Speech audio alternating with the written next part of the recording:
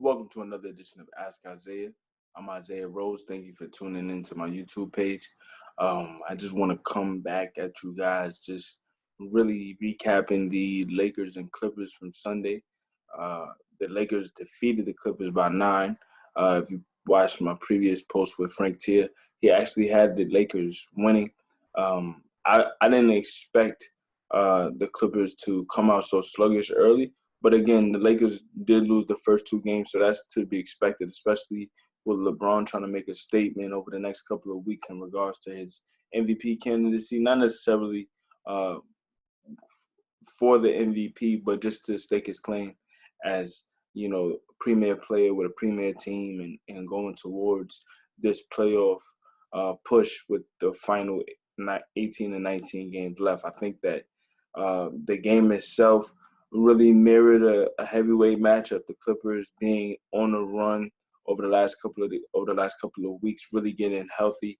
They're getting their new personnel acclimated against the top tier teams over the last couple of weeks to go against the Lakers while they're on their hot streak. They just defeated the Milwaukee Bucks on Friday, the previous Friday, and then come into that game afternoon primetime matchup on a Sunday to perform in the fashion that they did. They played very, very desperate for the win. And for the Clippers, I think that, especially with Kawhi Leonard, he moved really, really, I would say, passive early, trying to, get everybody involved, especially, Morris. Morris was horrible the entire game. He shot horribly. But in kind, if you look at what the Lakers were able to get, you saw Kyle Kuzma crashing the boards. He got 10 rebounds. He was able to get a number of offensive rebounds. You saw Avery Bradley score 24 points, six three pointers, 9 of 17 from the floor. He, the role players really stepped up in concert to what LeBron and Anthony Davis were doing on the Lakers, as opposed to on the Clippers side, the role players didn't necessarily step up. You saw Lou Williams struggle. Lou hasn't really necessarily played well in terms of Lakers Clippers outside of the first game. The Christmas game he struggled, and on Sunday, I mentioned Morris. He didn't make a shot all night. In regards to Paul George, Paul actually carried the Clippers for the first, 3.5 quarters, and then Kawhi turned it on when he came in the fourth, trying to save the game. But unfortunately, by then the momentum for the Lakers had carried, and it was too late. LeBron was aggressive the entire night. He didn't shoot well, but he was aggressive the entire night, and that set the tone for what the Lakers would ultimately for how the Lakers would ultimately close out the game. He had 28 points, 8 rebounds, 8 assists. He shot 7 of 17. A number of those baskets came late. He was able to get to the free throw line even when he was struggling from the floor. 12 of 14 from the floor. In the first half, he shot 3 of 9, but got 8 free throws, which really was able to put him in position to have strong scoring numbers, especially in the first half. He scored 12 points in the fourth, especially when Kawhi and Montrezl Harrell tried to make their run for the game. Montrez performed valiantly considering the bench and Lou Williams struggled. Lou only had 7 points. Montrez had 20. A number of those baskets came in the fourth when the Clippers needed them the most. But again, when you get outstanding performances from Avery Bradley with his 6 3-point shots. I mentioned Kuzma's 10 rebounds, a number of them on the offensive glass, figuring out how to impact the game outside of just scoring.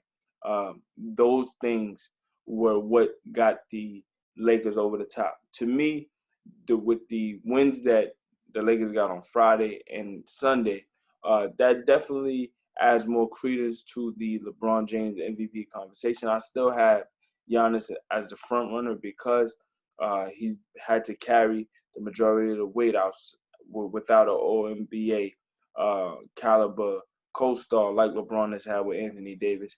While LeBron is the most valuable player on the Lakers, I think that argument can be made for who the best player is.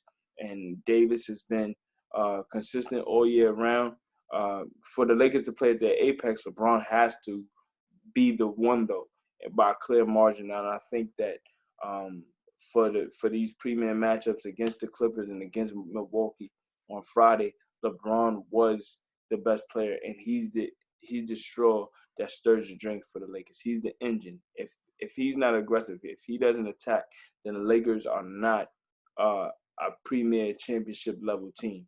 So for them to pull out the victory in the fashion that they did, they have a couple of tough games coming up between the Nuggets, the Jazz, and the Rockets, and after that, it's smooth sailing. So if the Lakers can figure out how to finish strong, they defeated the Sixers, they defeated the Bucks, they defeated the Clippers.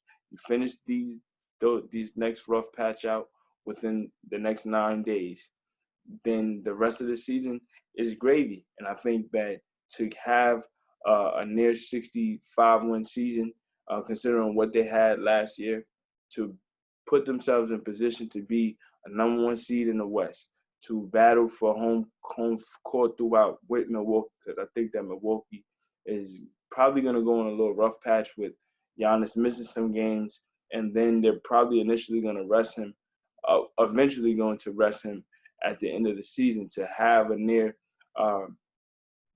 top tier record in the league, battling for home court for the finals. If they do get to the finals, to have that type of season in response to last year is the ultimate victory. Obviously, you want to be holding that trophy up top, but you'll take it.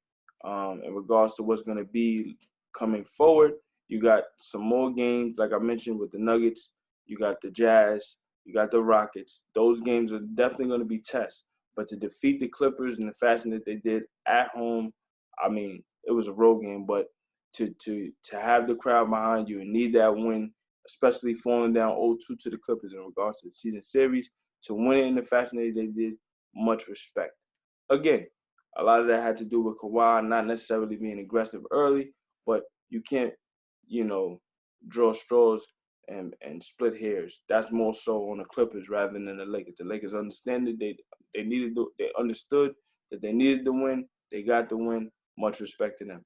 So we got more coverage of the NBA coming up. Obviously, with the playoff standings coming into full shape, we got the battle for the 8th seed, especially out west between the Pelicans, the Kings, the Blazers, and the Spurs, coming down to the wire. So we'll definitely break that down, as the Pelicans and the Kings have a huge game coming up tomorrow on ESPN.